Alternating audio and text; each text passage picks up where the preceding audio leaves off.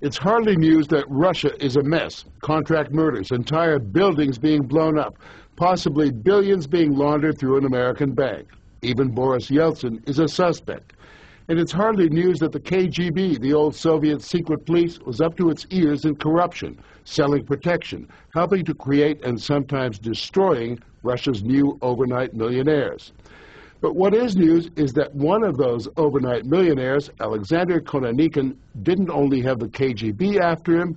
By the time he fled to America, he had the FBI, the Justice Department, even the CIA all on his case as a favor to the Russians, part of a deal to allow the FBI to keep a bureau in Moscow. So you were 24, 25 years old. You were very rich, yes? Yes. How rich? My net worth was about $350 million. $350 million?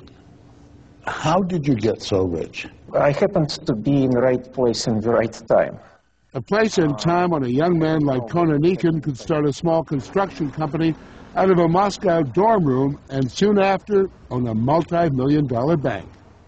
While most Russians his age were lucky to have their own bedroom, Kononenko had an indoor swimming pool and a gym at one of the government's official residences. How did you get this official state residence? Boris Yeltsin assigned it to me. Boris Yeltsin assigned it. How did you get to be so friendly with Boris Yeltsin? Well, I wouldn't call it friendly. So let's call it campaign finance friendly. Kononenko was a major contributor to Yeltsin's run for the presidency. He didn't just get to sleep in the residence, American style, he got the whole house. And when Yeltsin visited Washington for the first time, young Kononenko was invited along. But it wasn't only good connections and brains that earned him his meteoric success. Most importantly, perhaps, he had the muscle. In the documents of your bank, there are names of several known KGB agents in the bank that you were the founder of. Well, I hired them. I hired more than 200 KGB people for my security department. Actually, I hired KGB chairman, several KGB generals, altogether about 200 people. Why? Why so many KGB people? It was extremely dangerous to be a rich person in Moscow at that time. Dangerous indeed. By the early 90s, Russian mob kidnappings and contract killings of businessmen had become almost daily occurrences. So Kononenko tried to buy some extra insurance by making some of his KGB protectors his business partners. Big mistake. I was kidnapped. And what was their demand? To sign over to them all my banks, companies. But what happened to your KGB? You had all these KGB guys, including generals, working to protect your interests, working for you. That was the people who kidnapped me. That was them who took over. Kononenko says it was clear at this point that the KGB and the Russian mafia had joined forces. Now he was without protection, so he and his wife fled to America. From America, Kononenko wrote to his old friend Boris Yeltsin for help. In these two letters, he told Yeltsin his bank has been taken over by criminals and warned the president that the KGB and mafia have partnered up, making it possible for corruption and organized crime to flourish in Russia. Now Kononenko was a mafia whistleblower, as his new American attorney, Donald Buckland, soon found out. When you were going to meet Kononenko, you got a call from the FBI, correct? Yes. Saying what? He said, get word to him as soon as possible. We have just confirmed that there is a hit out on his life, a contract on his life taken out by the Russian mafia. You believed it, huh? I thought very seriously about not going. I did go, but I must say, before I got into Alexander's car, he started the engine before I opened the door. But unknown to Kononenko and his wife Elena, the Russians had a more elegant way of getting their hands on him, through their good friends in the U.S. Justice Department. That discovery was made in the summer of '96, when agents of the Immigration and Naturalization Service, the INS, burst into their Watergate apartment. And they arrested both of us. First, they said that we have no visas, so that's why they have to arrest us.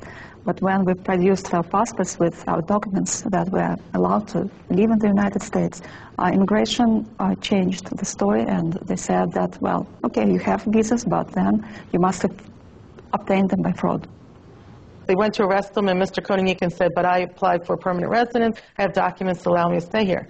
And the supervisor said, arrest him anyway. Antoinette Rizzi, the INS prosecutor who was put in charge of the case, says the most Kononenko was guilty of was a visa technicality that is rarely prosecuted. I believe that the INS was willing to commit fraud in order to prove someone did commit fraud. The problem is that every time the case got in a little bit trouble with regard to documentation or whatever, the INS always took steps to kind of like throw it to the side or hide it. When INS prosecutor Rizzi made a standard offer of bail, her boss intervened, and Kononenko was kept behind bars. They kept you in jail for a year. More than that. More than a year. What was going on in your mind? What did you think was going to happen? It was a total nightmare because some INS agent told me that Alex is going to be sent to Russia. I knew that would mean certain death for him. The Justice Department knew that too, yet it was still working overtime to send him back over a minor visa technicality. There had to be more, and there was. Kononenko says his old KGB partners turned the tables on him, accusing him of embezzling $8 billion from his own bank and claiming the kidnapping never happened. They had the full support of the Russian military prosecutor, who sent a massive file on Kononenko to the INS. In Washington, the INS hired Yuri Shvets, an ex-KGB documents expert, to confirm the Russian allegations. But he couldn't tell them what they wanted to hear. I said, you can't cooperate with the Russians on this case because it's a fraud. The whole case is a fraud. So the documents against Kononenko, in fact, were what, forgeries or bogus documents? It's not like somebody forged a stamp or signature. The whole story is a forgery. The whole story is turned upside down. When you told this to the INS, what was the reaction? Did they believe you? They were visibly upset. So upset, they specifically asked Yuri Shvets not to write a report because it would have to be attached to the file. So when a judge heard the case, it seemed cut and dry. He ordered deportation proceedings to begin. Why were American officials so anxious to satisfy Russian demands for Kononenko? This FBI memo tells it all. It states that unless Kononenko is handed over, the newly opened station in Moscow is effectively out of business. That Kononenko was a quid pro quo for future cooperation. Since the FBI had nothing on him, it asked for help from the INS. The memo asks, are there any immigration violations outstanding, allowing the INS to deport Kononenko? Kononenko says the INS was eager to assist. Especially considering that even your Attorney General promised to her Russian counterpart my delivery to Russia. Though Janet Reno denies she ever made such a promise, she did discuss Kononenko during her 1994 meeting with Russian Attorney General Yuri Skuratov. He told the Russian press Reno had pledged her cooperation. And indeed, Antoinette Rizzi, the INS lawyer, says it was evident there was official pressure to cooperate. When she resisted, she was fired. When I first got on this case, everybody was talking about how important this was in terms of the FBI had not been able to do anything with regard to Kononenko, and now the INS was able to nab him and hopefully get him out of the United States quickly so he could stay on trial in Russia. Get him out of the United States, in effect, extradite him. Extradite him. Even though there's no extradition agreement with Russia. That's correct. Do you suggest that all of these investigations and these suspicions by INS, FBI, are all as a result of the Soviet request to get this guy? Yes. That as far as the U.S. government was concerned, he was just another immigrant. Until there was this pressure brought to bear by the military prosecutor. That Russian military prosecutor is Colonel Alexander Volovod. He maintains that Kononenko did steal the $8 million, and he has an entire office full of files to back him up.